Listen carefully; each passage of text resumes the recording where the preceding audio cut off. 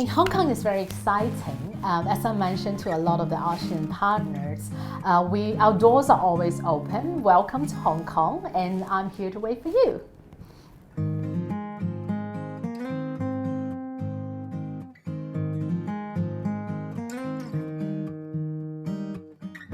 I think the local businesses are very flattered for our visits. I think basically this is the first time we have political parties from Hong Kong, especially the largest political parties in Hong Kong, go out overseas and visit, and we choose 5 locations, especially Singapore is one of them.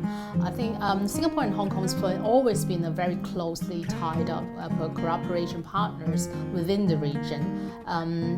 For the visits, like for my tour, we basically have 3 tours, right? For my tour, I went to Malaysia and Singapore. I think one thing is quite interesting. Some of the businessmen are still mentioning Pearl Delta region instead of the Greater Bay Area. So I think maybe we need more promotions on the whole Greater Bay Area development, especially what Hong Kong is situated for. We are very good at professional services. Our legal system are more in line with the international markets and things like that. So I see some of the very mature companies already set up their side offices in Hong Kong, situated to face the GBA markets. And that will be one way for Hong Kong to situate ourselves and how to try to help out maybe legally or on accountancy expertise and stuff like that. So there's a lot of potential on collaboration within the region.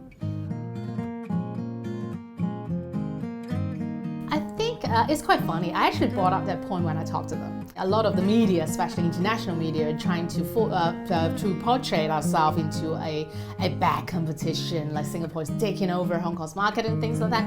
But I mean, for them, especially when we asked them, how do you feel? And then they would say, well, it's good competition, that's bad competition. But only last month, the higher government officials went to Hong Kong to visit our government officials as well. So you can see the relationship are very close. We are partnership, we are friends. Well, our friendship are really close. So we are not looking to tackle or just like take all over the whole market. As I mentioned, the whole ASEAN country potential and also the GBA area or the whole mainland China market is so huge. I don't think one Singapore and Hong Kong is enough to take over the whole market. So for us to advance together is to compete in a way and cooperate in a way, because they know the culture better in the ASEAN countries, but then they're also connected internationally. For us, we have enough liquidity, we have enough knowledge, and we have some benefits.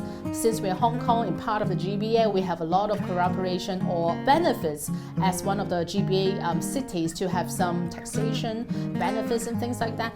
If we work together, the market will not only be GBA or ASEAN, it will be ASEAN plus GBA or plus China. So the whole market is so huge. We shouldn't put ourselves into this competition trap. I think this competition trap is something somewhat for a lot of media, they need to sell paper, all right? And then if you look at how a city can advance, it's always through collaboration and things like that. So I don't think that's a problem with that.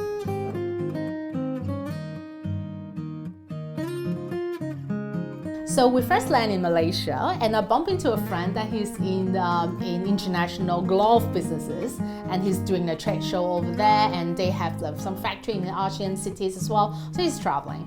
And as well, in Singapore, I bumped into another friend. They are in Singapore as well for the weekend holiday because they've got factories in ASEAN. I think in Hong Kong, businessmen are very smart. They know, they can smell where the market is, and then they utilize and then they expand the markets. I mean, a lot of the Hong Kong businessmen already in ASEAN. Quite a bit of the countries, they are aiming to develop in the IT sectors or biotech sectors and things like that. So we can help that. I mean, in Hong Kong, we have Science Park. We have a lot of collaboration, and the mainland China actually assigned Hong Kong within the 14 5-year plan on how we need to prosper ourselves in one of the sector, which is the biotech sector, as well, how we can do on that. One of the ideas that we came back with the Hong Kong government is, well, since a lot of the youngsters within the ASEAN cities were actually looking to develop their career within the technology side, can we actually attract them to come and study in Hong Kong instead? So they can get their graduations from Hong Kong different university. We have great university in Hong Kong, and then after that we can keep them as our local talents and expand their markets and things like that. I think that will be something very interesting, and we need to explore on that part as well.